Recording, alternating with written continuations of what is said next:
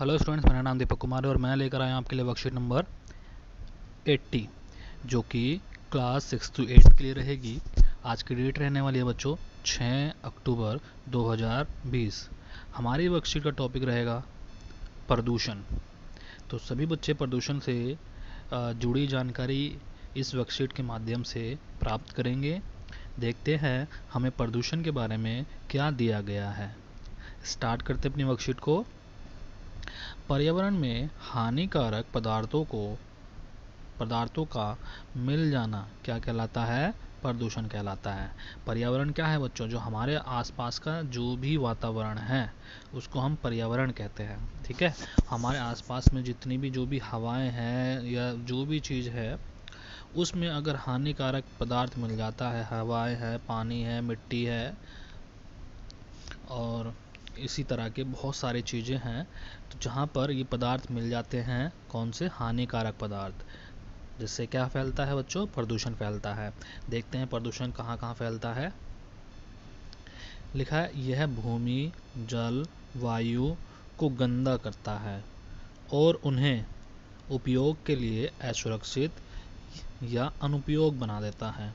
ठीक है, तो ये प्रदूषण क्या है बच्चों? भूमि को, जल को, वायु को, सभी को गंदा करता है और इन्हें अनुपयुक्त बना देता है हमें उपयोग करने के लिए। ठीक,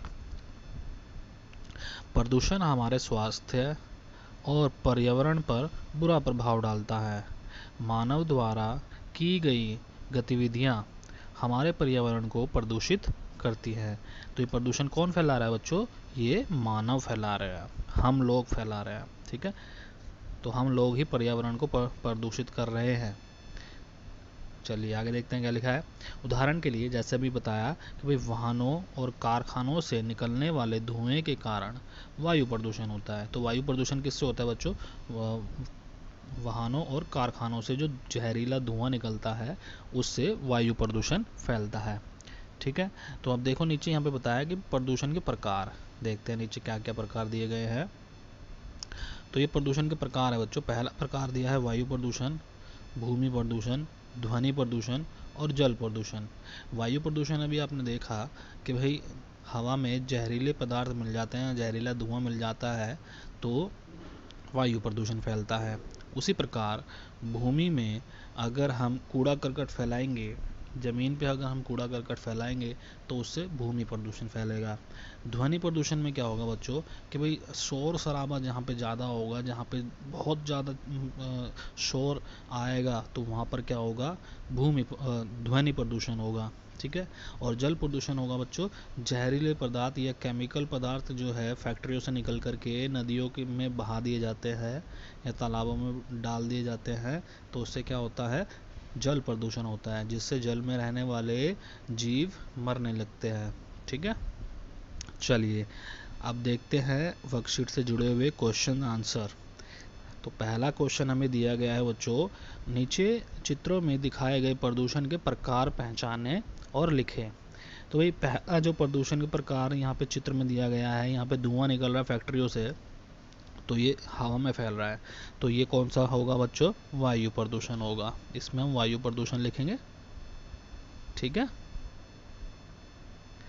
पहला हो गया वायु प्रदूषण। ठीक, अब देखो दूसरे चित्र में यहाँ पर आपको बहुत ज़्यादा शोर दिखाई दे रहा है, तो ये कौन सा होगा बच्चों? ध्वनि प्रदूषण। ये होगा ध्वनि प्रदूषण। ठीक है, यहाँ पे देखो फैक्ट्रियों से निकलता हुआ जो केमिकल है वो नदियों में जा करके मिल रहा है, तो ये कौन सा होगा बच्चों प्रदूषण? ये होगा जल प्रदूषण। ठीक है, अब देखो ये चौथा चित्र जो दिया गया है, यहाँ पे मिट्टियों में कूड़ा करकट फैलाया जा रहा है, जमीन पे कूड़ा करकट फैलाया जा रहा है, तो ये कौन सा होगा? ये होगा भूमि प्रदूषण। ठीक है,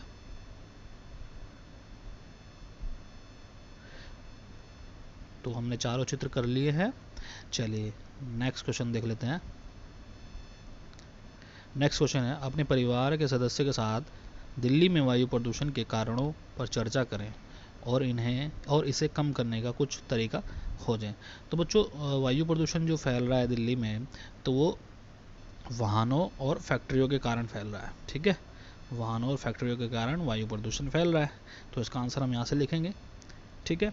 और इसका जो उपाय है कम करने का, इसका उपाय हम लिखेंगे क्या है, वाहनों में CNG का प्रयोग करना, CNG का प्रयोग करना, ठीक है। तो इसका उपाय यही है, CNG का उपयोग करना वाहनों में, जिससे जहरीला धुआं ना निकले वाहनों से, और क्या है, कारखानों को हम दूसरी जगह पर स्थापित करें शहरों से, ठीक है। तो इसी के साथ हमारी वर्कशीट यहाँ पर कंप्लीट होती है बच्चों।